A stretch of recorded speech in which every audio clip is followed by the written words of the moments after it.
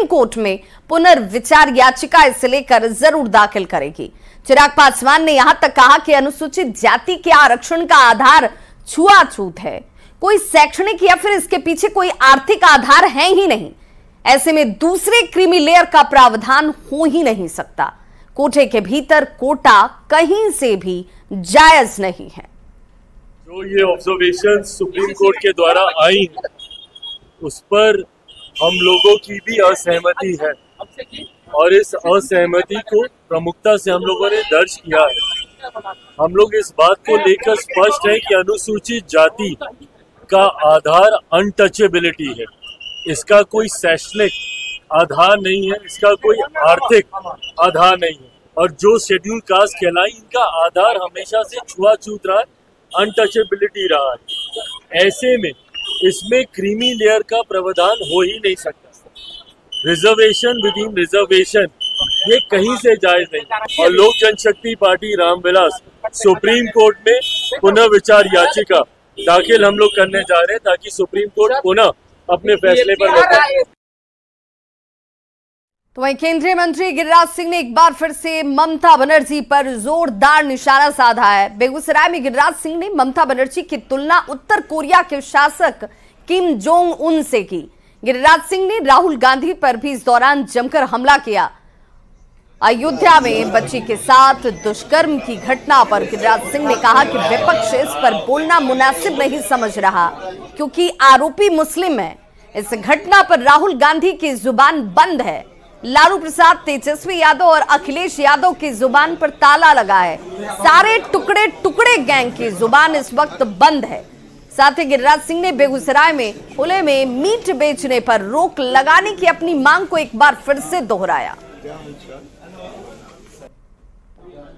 जो घटना घटी है अयोध्या के अंदर नाबालिग बेटी के साथ, वो जिह्वा पर बोलना भी पाप जैसा लगता है। लेकिन आज जुबान बंद है राहुल गांधी का, क्योंकि वो मुस्लिम है।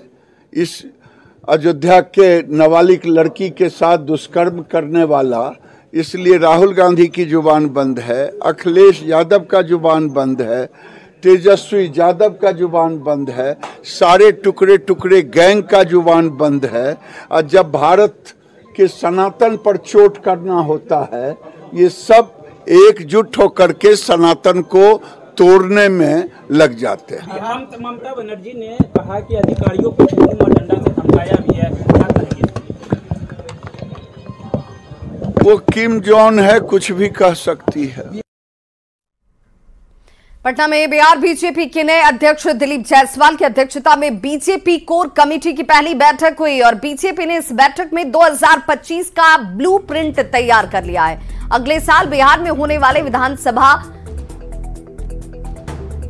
चुनाव को लेकर खास रणनीति बनाई गई है। मिशन 2025 के लिए पार्टी ने कई अहम फैसले लिए हैं। बीजेपी ने सामाजिक समीकरण साधने पर भी जोर दिया है। साथ ही एनडीए के बीच बेहतर समन्वय पर जोर दिया गया। पार्टी ने हर वर्ग के लिए अभियान चलाने का फैसला किया। पार्टी का मकसद समाज के हर वर्ग में अपनी पैठ बढ़ाना और बनाना दोनों है। कोर कमेटी की बैठक में 4 विधानसभा सीट पर उपचुनाव को भी लेकर चर्चा की गई है। उपचुनाव के लिए बीजेपी ने मेगा प्लान तक तैयार किया है। बिहार के इमामगंज, तरारी, रामगढ़ और बेलागंज में उपचुनाव होने वाले और इसीलिए इस बैठक में सिर्फ विधानसभा चुनाव नहीं बल्कि उपचुनाव के लिए जिन 4 सीटों की हम बात कर रहे हैं इस पर भी मंथन हुआ। तरारी और रामगढ़ से बीजेपी, बेलागंज से जेडीयू और इमामगंज से हम के चुनाव लड़ने की उम्मीद जाहिर की जा रही है। बीजेपी ने इसके लिए अपनी तरफ से तैयारियां रणनीति के तौर पर कर ली हैं। नए और पुराने कार्यकर्ता मिलकर काम करेंगे। बूथ स्तर पर तैयारी मजबूत करने पर जोर दिया गया। इस समय समय पर संगठनात्मक विस्तार के लिए, अपने सैद्धांतिक अधिष्ठान को आगे बढ़ाने के लिए, अपने पार्टी के जनाधार को बढ़ाने के लिए और ये राज्य में जो सरकार चल रही है बेहतर उपलब्धियां उसको जमीन तक पहुंचाने के लिए और नरेंद्र मोदी जी की सरकार जो केंद्र में एक नया आयाम खड़ा कर रही है उसको जन जन तक कैसे पहुंचे इसके लिए कार्य योजना बैठी।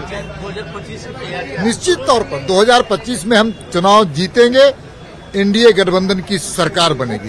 कार्यालय में संगठन से संबंधित विषय अध्यक्ष जी रखेंगे।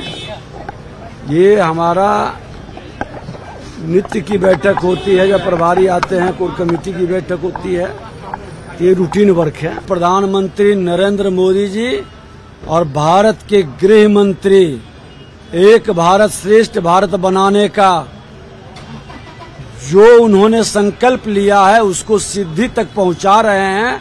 लोग परेशान हो रहे हैं, उसकी चिंता नहीं कर रहे हैं। तो कोर कमेटी की बैठक में बीजेपी ने 2025 का ब्लूप्रिंट तैयार कर लिया और बीजेपी चुनाव के लिए अपनी तरफ से पूरी तरह से तैयार नजर आ रही है। बीजेपी की बड़ी बैठक के बाद बिहार की सियासत भी अब इस वक्त गर्म है। आरजेडी और कांग्रेस का यह दावा है कि इस बार जनता एनडीए को सत्ता नहीं सौंपने वाली है। महागठबंधन इस बार एनडीए को धूल चटा देगी। तो बीजेपी और जेडीयू ये दावा कर रहे हैं कि बिहार की जनता को एनडीए पर ही भरोसा है। पहले की तरह इस बार भी एनडीए महागठबंधन को पटखनी देगा। 2025 विधानसभा चुनाव के लिए भाजपा पूरी तरह तैयार है। भाजपा और एनडीए घटक दलों के आगे महागठबंधन टिक नहीं पाएगा। 2025 चुनाव को लेकर भाजपा ने बूथ स्तर तक अपनी तैयारी मजबूत कर ली है। जनता को भाजपा पर भरोसा है और सरकार पर विश्वास है। लोग इस बात को अच्छी तरह समझ चुके हैं कि बिहार का विकास एनडीए की सरकार ही कर सकती है। एनडीए सरकार में बिहार का जो विकास हुआ है वह अद्वैत और अतुलनीय है। एनडीए ने 2025 विधानसभा चुनाव के लिए पूरी तरीके से कमर कस लिया है और आगामी 2025 चुनाव के लिए मुख्यमंत्री नीतीश कुमार जी ने एनडीए नेताओं को लक्ष्य भी दे दिया है कि हम आगामी 2025 के चुनाव में 220 सीटों से ज्यादा जीत कर आए। इसके लिए हम सभी लोग लग जाएं। देखिए ना, 2025 के लिए भारतीय जनता पार्टी हो या एनडीए हो, पूरी तरह से तैयार है। हम सारे घटक दल जो है मिलजुल करके काम कर रहे हैं और हमने डिलीवरी दिया है, हमने काम किया है, हमने जनता का विश्वास जीता है। और उसी तरह से जैसे पिछले 20 सालों से बिहार की जनता का प्यार हमको मिल रहा है वो मिलेगा। और जो विपक्ष में जो जंगल राज के नमूने बैठे हैं, जंगल राज का जो मॉडल चलाते हैं, उनको बिहार ने कब का नकार दिया है। भारतीय जनता पार्टी को तो दम भरने की आदत है। वो शायद भूल गए हैं कि एक नेता की पगड़ी खुली है और बाल मुड़ा है, दूसरे का क्या होगा ये पता नहीं, वो देखने का समय बताएगा। रही चुनाव की बात, चुनाव जब भी हो, आज हो या 2025 के अंत में हो, महागठबंधन और कांग्रेस पार्टी पूरी तरह से तैयार है। बिहार में डबल इंजन के सरकार के द्वारा जनता और जनता के मुद्दे पर, जनता के हितों के सवाल पर बिहार को विशेष राज्य का दर्जा, विशेष पैकेज के नाम पर जो रीपैकेजिंग की गई है और जिस तरह से बिहार में पुल पुलिया गिर रहे हैं, बिहार में भ्रष्टाचार को सदाचार और शिष्टाचार का रूप दे दिया है, उस पर भारतीय जनता पार्टी के नेताओं का कोई जवाब नहीं है। 2025 के चुनाव के पहले जनता और जनता के बीच जाकर के भारतीय जनता पार्टी इन सवालों का जवाब दे। देखिए, भारतीय जनता पार्टी जो है गुमराह करने वाली पार्टी है, झूठ बोलने वाली पार्टी है। विशेष राज्य की दर्जा आदरणीय नीतीश कुमार जी का जो सपना था वो बीजेपी कभी पूरा नहीं करेगी। तो 17-18 साल आपको समय दिया बिहार की महान जनता ने। तो इस बार बिहार की महान जनता ने स्थानीय मुद्दा में अपराध जिस तरह से चरम सीमा पे है, सारा को देखते हुए आज हिसाब मांग रही है।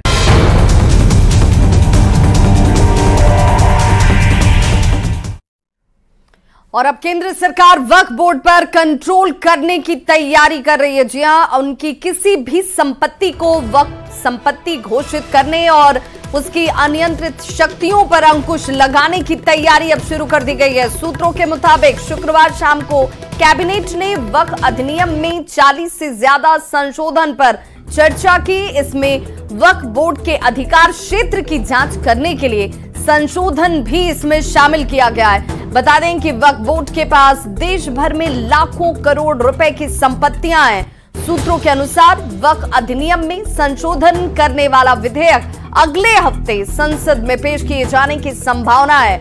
सूत्रों ने यह भी जानकारी दी है कि संपत्तियों के अनिवार्य सत्यापन 2 प्रावधान वक्फ बोर्ड की मनमानी शक्तियों पर अंकुश लगाएंगे और वर्तमान में इन संस्थाओं के पास किसी भी संपत्ति को वक्फ संपत्ति के रूप में टैग करने का अधिकार है।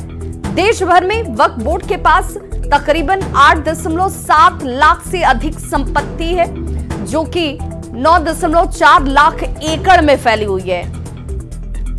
2013 में यूपीए सरकार के दौरान मूल अधिनियम में संशोधन लाकर वक्फ बोर्ड को अधिक व्यापक अधिकार प्रदान किए गए थे। इसके बाद वक्फ बोर्ड और संपत्तियों के मालिक के बीच विवाद बढ़ता गया।